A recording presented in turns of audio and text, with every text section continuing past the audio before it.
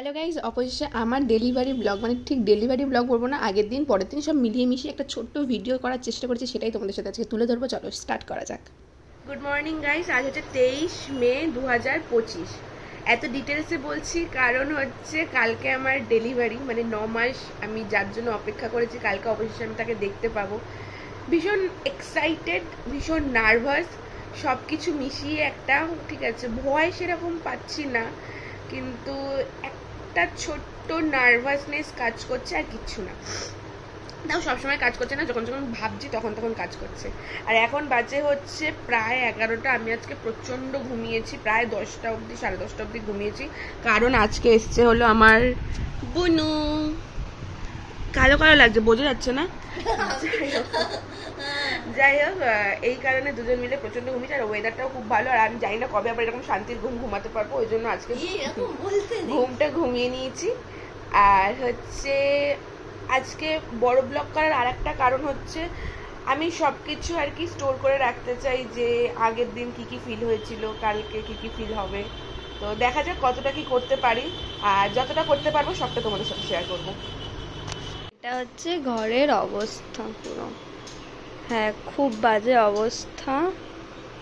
তো এটাকে এখন পরিষ্কার করবো আমি। আচ্ছা, আমি তো ঘরে ঢুকে অবাক, কারণ এখানে পুরো সব কিছু ছড়ানো ছিটানো ছিল। আর এই যে আমার তো ভীষণ আনন্দ হয় ও যখন কাজ করে দেখলে, ওই সব কিছু পরিষ্কার করে দিচ্ছে এখানে এসে। ব্যালকনিটা তো প্রচন্ড নোংরা হয়েছিল, হয়ে আছে এখনো, এই দেখ কত পিঁপড়ে, প্রচন্ড নোংরা হয়ে আছে। এটাকে পরিষ্কার করতে হবে, আমি একটু হেল্প করবো। আর ঘরটাও মোটামুটি করে দিয়েছে, হ্যাঁ মানে একটুখানি এলোমেলো হয়েছে, ঠিক আছে, আমি টাচ আপ দিয়ে দেবো। এখন যখন দাঁড়িয়ে দিনটার কথা ভাবি কত তাড়াতাড়ি 1-1.5 মাস কেটে গেল, ঠিক আছে। আর হচ্ছে আমি এখানে ব্লিঙ্কিট থেকে অর্ডার করে আমি আর বোন একটু আইসক্রিম খাচ্ছিলাম দুজনে মিলে, আর গল্প করছিলাম। আর আমার শরীরটা লাস্টের দিকে প্রচণ্ড ভারী হয়ে গেছিলো, মানে আমি নড়াচড়া করতে পারছিলাম না। আর এখানে তন্ময় দৌড়ে দৌড়ে আমাকে বাথরুমে দিয়ে আসছে, কারণ আমি একদমই নড়তে পারছিলাম না। খাওয়া দাওয়া করার পর একটু আম খাচ্ছিলাম।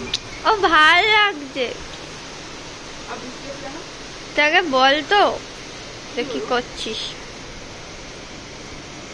লাঞ্চ করে এলি, তা বল। লাঞ্চ করে এসে বর আমাকে আম কেটে দিয়েছে, আম খাচ্ছি।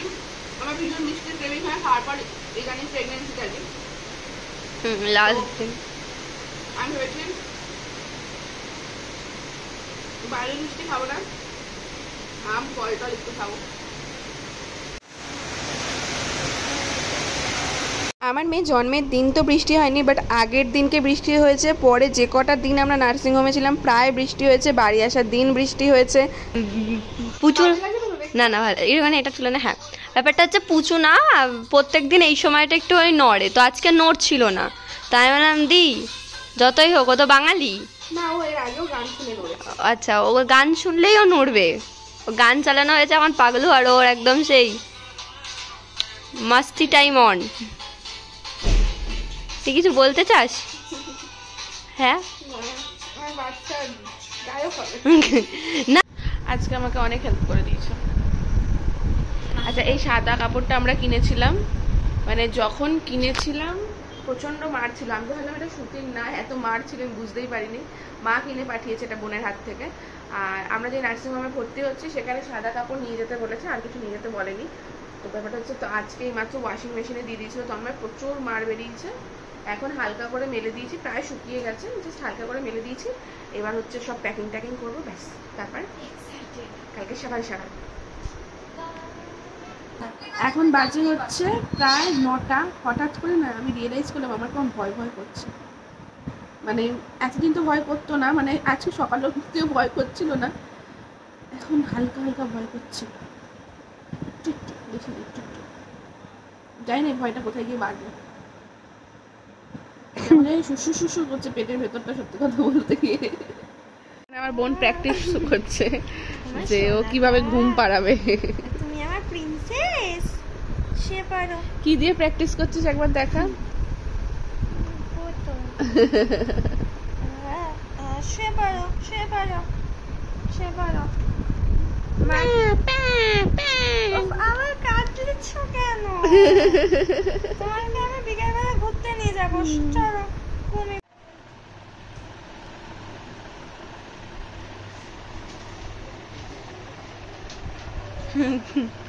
এখানে এখন কালকে যাওয়ার প্রস্তুতি চলছে। দি এদি নট পারতামই।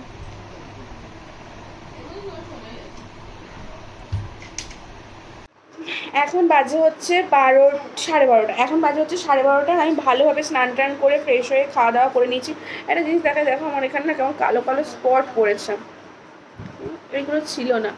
আর স্কিন কেয়ারও করে নিয়েছি। এখানে তন্ময় শুয়ে পড়েছে। আমার তো ঘুম হবে বলে মনে হচ্ছে না, কারণ হালকা হালকা এবার টেনশন হচ্ছে। আমি প্রথম থেকে একটুও ভয় পাচ্ছিলাম না, এটাকে ভয় বলবো না, বাট হালকা টেনশন হচ্ছে আমার। আর মোটামুটি সব গোছানোও হয়ে গেছে, তোমাদের দেখানো হয়নি অ্যাকচুয়ালি সেইভাবে যে হসপিটালে কী কী প্যাকিং করেছি বা হসপিটাল ব্যাগ বলে ওরকম আলাদা কিছু প্যাকিং কিছু করিনি।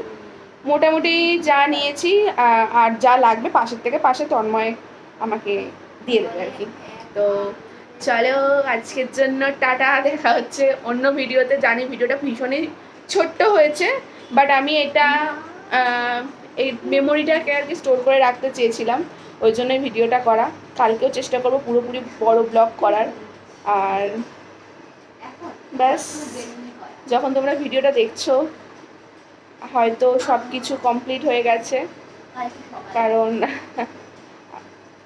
যাই হোক আজকে আর কি বলবো, কিছু বলতে ইচ্ছা করছে না। আজকের জন্য টাটা, দেখার জন্য ভিডিওতে টাটা। বল কিছু, দেখ কিরকম করুণ ভাবে দেখছে।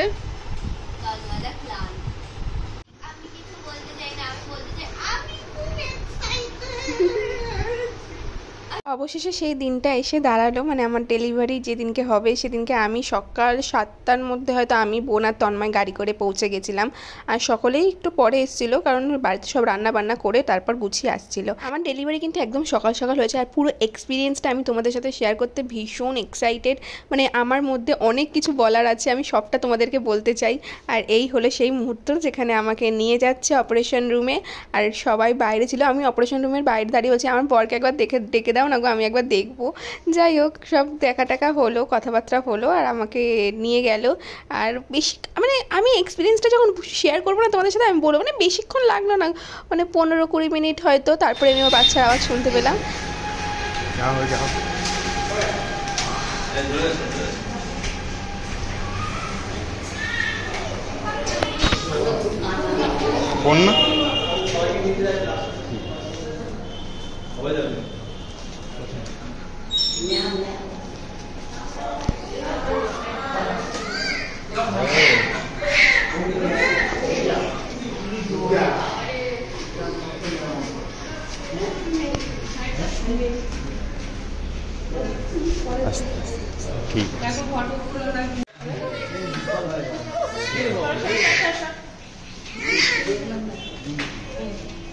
ঠিক আছে।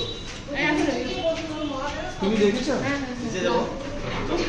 চলো চলো চলো, ঠিক আছে। এখানে আমার অপারেশন রুম থেকে বেরোনোর সিচুয়েশানটা আর কি, তা আমাকে তন্ময় দৌড়ে এসে বললো যে জানিস কি হয়েছে, মেয়ে হয়েছে।